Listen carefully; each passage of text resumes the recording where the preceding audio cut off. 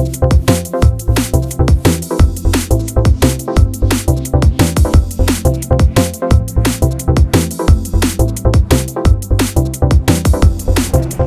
again, everybody, and welcome back to SFF180. It is Monday morning, March the 6th, and time once again for the Mailbag.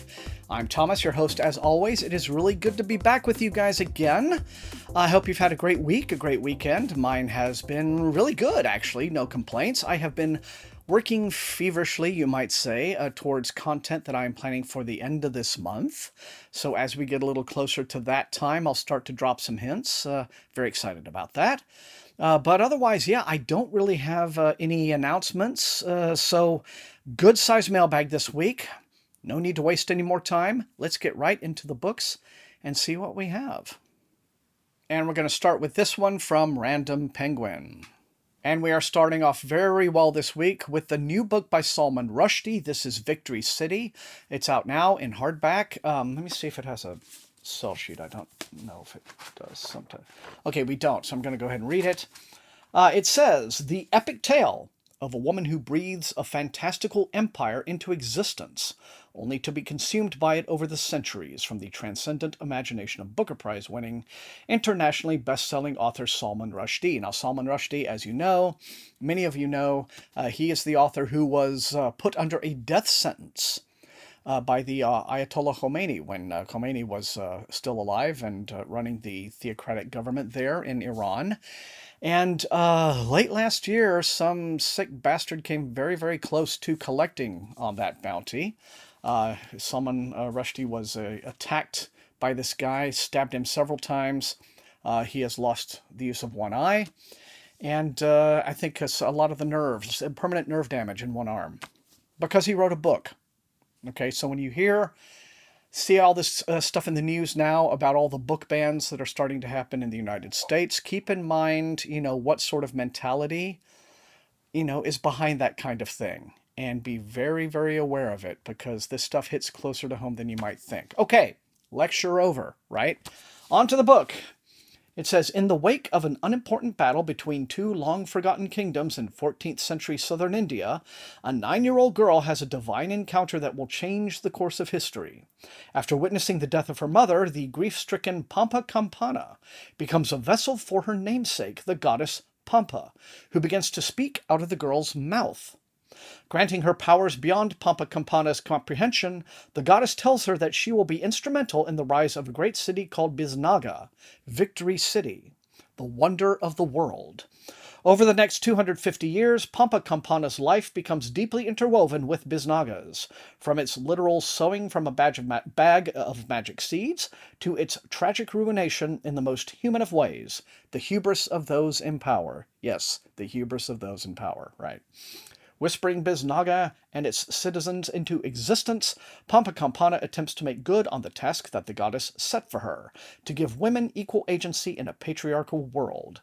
But all stories have a way of getting away from their creator, and Biznaga is no exception. Excuse me.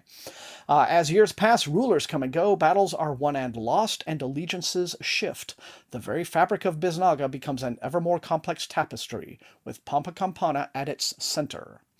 Brilliantly narrated in the style of an ancient epic, Victory City is a saga of love, adventure, and myth that is in itself a testament to the power of storytelling. And it's out now, Victory City by Salman Rushdie. Okay, can't quite make out who this is from. It might be from the Hachette group, though. We'll see. Well, I'm very happy to have this. This is from Orbit, the Hachette group, and it is a physical arc for Infinity Gate by M.R. Carey. This actually comes out pretty quick, March 28th, I believe it says. M.R. Carey, as you all know, the author of The Girl with All the Gifts, and a lot of other stories. This, I do believe, is the first space opera or space set science fiction story that M.R. Carey has put out, to my knowledge. But let's see what it has to say for itself. Okay, just read the back. No, those are all... here we are. Okay.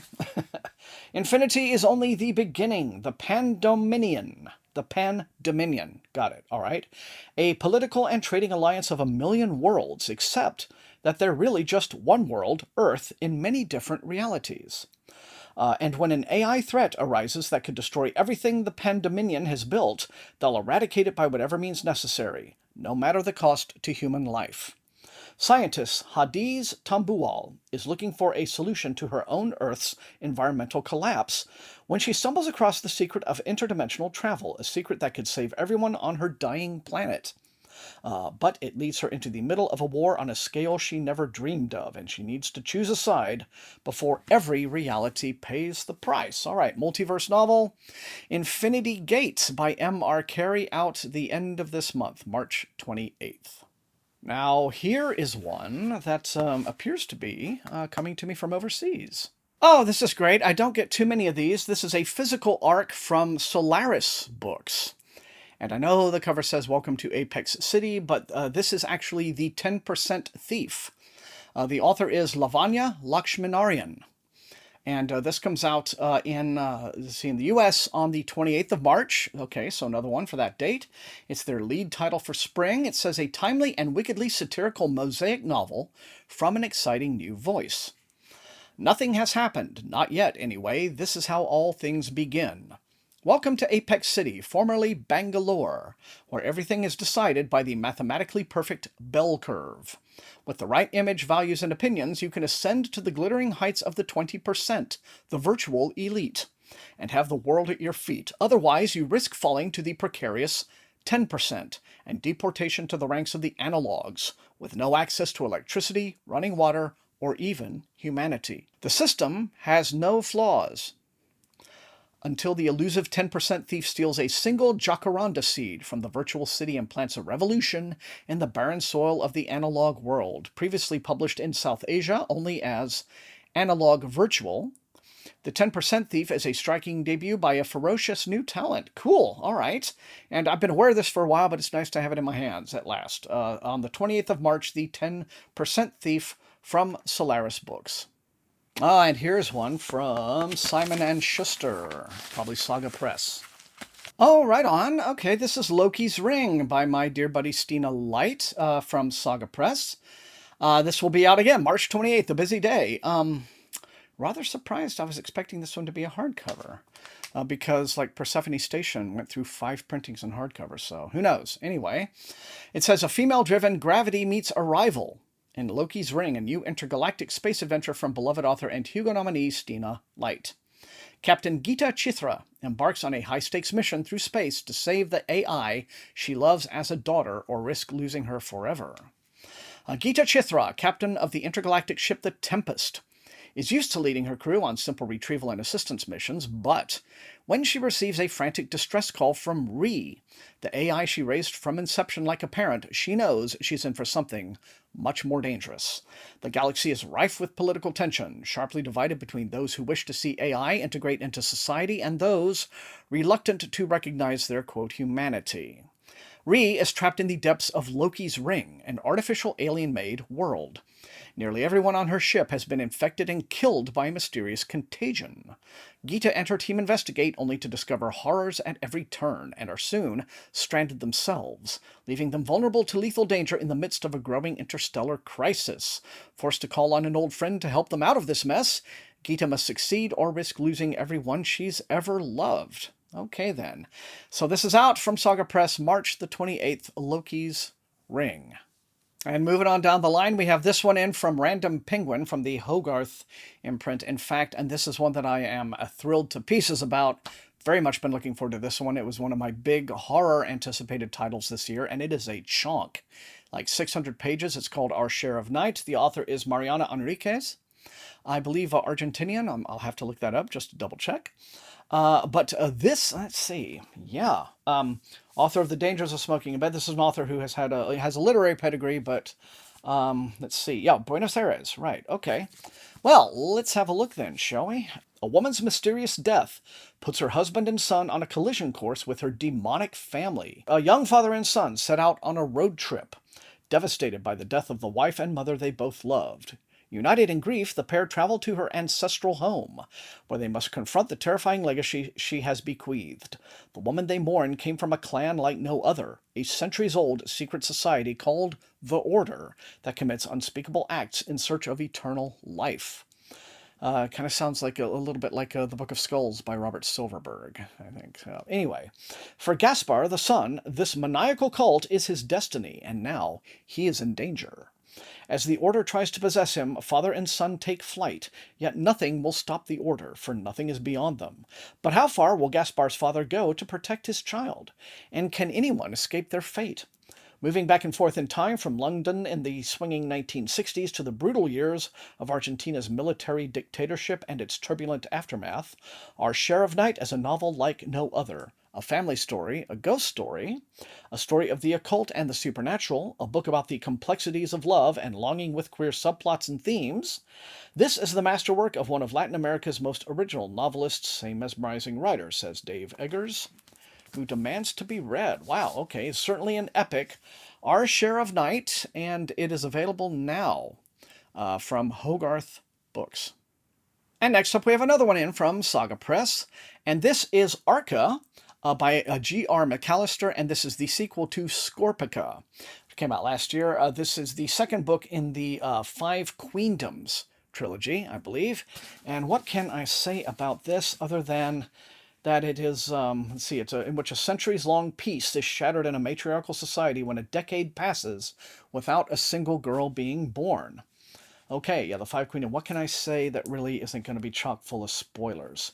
All right, well, probably not much, but you get the general premise of the very first book anyway, Scorpica, at least from what I just told you. So, yes, sounds like it could be an interesting, very tense story. And so book 2 of the trilogy now, Arca, is available in hardcover from Saga Press. Very cool cover. And second to last, it looks like another one of these strangely unmarked packages, probably from Orbit or the Hatchet Group. Oh, dang, yes, this is one I'm very, very happy to have. This is the Arc, again, from Orbit. For a book coming out April the 4th, this is Paradise 1. The author is David Wellington, author of The Last Astronaut, and this appears to be deep space horror. Hopefully. So let's see what it has to say for itself. And just here's another massive, God, this one's nearly 700 pages. Well, these books that are coming out chunkier than I was expecting them to be. All right, it says, Paradise 1, Earth's first deep space colony. For thousands of people, it was an opportunity for a new life. Until it went dark. No communication has been received from the colony for months, and it falls to Firewatch agent Alexandra Petrova and the crew of the Artemis to investigate. What they find is more horrifying than they could have imagined. An electric blend of sci-fi and horror, Paradise 1 begins a terrifying new trilogy of survival and exploration in deep space from Arthur C. Clarke Award-nominated author David Wellington. All right, then. And it is out April the 4th. I'm really excited about this one. Yes, 700 pages of deep space horror. Oh, I hope you deliver. Anyway, there we are. Paradise 1. And last but by no means least, this one is in from Flatiron Books from the Macmillan imprint. And this is a book called The God of Endings. I believe it is out now in hardcover. The author is Jacqueline Holland. And I believe it's a debut. It says, by turns suspenseful and enchanting, this astonishing first novel, that's right, weaves a story of love, family history, and myth as seen through the eyes of one immortal woman. Colette Lesage is a lonely artist who heads an elite fine arts school for children in upstate New York. Her youthful beauty masks the dark truth of her life. She has endured centuries of turmoil and heartache in the wake of her grandfather's long-ago decision to make her immortal like himself. Yeah, I hope it's not a vampire thing. I hope it's like some other kind of immortality, but we'll see, right? Anyway, on we go. Now in 1984, Colette finds her life upended by the arrival of a gifted child from a troubled home, the return of a stalking presence from her past, and her own mysterious growing hunger for blood. Okay, I'm not going to be judgy, all right? Anyway, combining brilliant prose with breathtaking suspense, Jacqueline Holland's The God of Endings serves as a larger exploration of the human condition and all its complexity, asking us the most fundamental question, is life in this world a gift or a curse? Okay, as you might have guessed from my tone, I'm not the biggest vamp fan in the world, but hopefully this brings a decent spin to the whole premise. I mean, I've liked some very much, very recently. Silvia Moreno Garcia's book. It came out a few years back. And then Dracul by Dr. Stoker, the sort of like a prequel, sort of alternate telling of Dracula. That was also very fun. So yeah, you can do vampire fiction in a way that I enjoy. So let's hope this is one of those, shall we? All right, but The God of Endings, Jacqueline Holland, available now from Flatiron Books. And so there you have it. That is the mailbag for this week. You guys know the drill. Light up those comments. Let me know which of these looks most interesting and exciting to you and which you would like to see me prioritize for review. Otherwise, if you enjoyed watching, please slam the like button, share the video far and wide with all of your SFF reading friends, and above all, please subscribe if you have not done so. That is how the channel grows. You can also support the channel at my TeePublic store and at my Patreon, where recruits into Wink's Army occasionally get little perks like early access to some of my videos, but mostly what the Patreon is for is to help me pay Matt Olson, my brilliantly gifted and talented channel artist who does all of my wonderful thumbnails for me, and so that additional help is greatly appreciated. Thank you so much. I want to thank all the rest of you guys for being the very best viewers in all of BookTube, and until I see you next time, stay safe, stay healthy, and happy reading.